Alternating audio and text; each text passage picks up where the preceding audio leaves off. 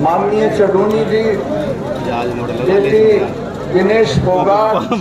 अब मेरी तो दिक्कत ये है कि मैं इनके धरने पे जाता हूँ तो मुझे 3 की मिलाई करनी पड़ती है। ये मेरे मामा के गोद की है, साक्षी मलिक मेरे गोद की है।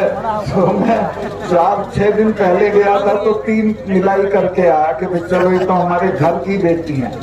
तो मैं इससे अभी कह रहा था कि बेटे, देश में जिधर निकलोगे इसी तादाद में लोग तुम्हारे साथ खड़े रहेंगे और देश के लोगों ने तुम्हारी लड़ाई को अपनी लड़ाई मान लिया है। अब इसमें कोई ज्यादा मेहनत करने की जरूरत आपको नहीं है, वो मेहनत हम करेंगे।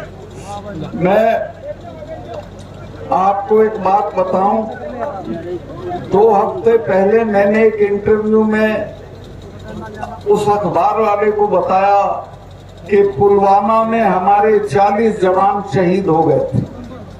जब मैं वहां गया और मैंने सारा नक्शा देखा और लौट के आया तो प्रधानमंत्री कहीं गए हुए थे, शूटिंग करा रहे थे अपनी। उनका टेलीफोन आया, उन्होंने कहा सतपाल भाई क्या हुआ? मैंने कहा साहब ऐसे ऐसे हमारे 40 जवान शहीद हो गए और वो हमारी गलती से हुए।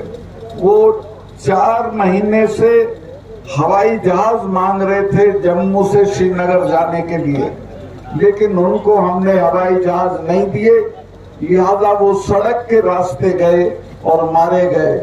तो प्रधानमंत्री ने मुझे कहा कि तुम चुप रहो। 2 घंटे बाद जो हमारा सिक्योरिटी एडवाइजर है अजीत डोभाल, वो मेरे साथ पड़ा है, उसका टेलीफोन आया कि सतपाल भाई इस पे बोलो मत, इस पे चुप रहो।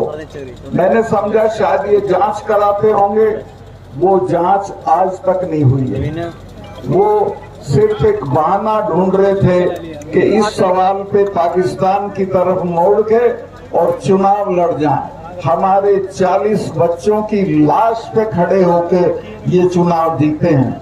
मैं आपसे निवेदन करना चाहता हूं, अब की उनकी लाश पे इनको भस्म कर देंगे और इनको हम सजा देंगे कि इन्होंने कैसे हमारे बच्चों के साथ लापरवाही बरती। 5 हवाई जहाज सरकार के लिए बड़ी चीज नहीं होती। मैं वहां गवर्नर था, कश्मीर के जम्मू के लड़के जहाज मांगते थे जब सर्दियां होती थी कि हमें इम्तिहान देने जाना है और सड़कें बंद, क्या गिनवाऊं, मुझे मौका नहीं है। लेकिन मैं ये कहना चाहता हूं कि देश में इस वक्त एक बहुत ही निर्लज और बहुत ही क्रूर सरकार है, जिसको लोगों की किसी तकलीफ से कोई मतलब नहीं है। ये बच्चियां जब जीत के आती हैं तो इन्हें अपने बंगले पे बुला के फोटो कराता है, चाय पिलाता है और कहता है हमारी बच्चियां जीत के आ गई और अब ये पढ़ी है तो इनकी कोई सुध नहीं ले रहा है। तो ऐसे लोगों से निजात पाना है, इनको हटाना है, किसी भी कीमत पे हटाना है। और मैं आश्वस्त हूँ, मुझे पूरे देश से जिस तरह के संदेश आ रहे हैं, जो आपकी मैं भीड़ देखी, ये अद्वितीय है, अभूतपूर्व भीड़ है। लेकिन ऐसा मत समझना कि बाकी जगह में नहीं है। पूरे देश में लोगों के आग लगी हुई है इन बच्चियों के सवाल पे, किसानों के सवाल पे। और हाँ, एक चीज और आपको जिम्मेवारी दे दूं, ये चुनाव से पहले चडूनी साहब ये मुझको भी गिरफ्तार कर सकते हैं, क्योंकि चाहेंगे कि ये कहीं ना जाए, ये पुलवामा पे ना बोले। तो जब मैं गिरफ्तार हूं तो मैं आपसे कोई ये तवक्को नहीं करता हूं कि क्या करना है, ये आप मेरे से बेहतर जानते हो। दूसरे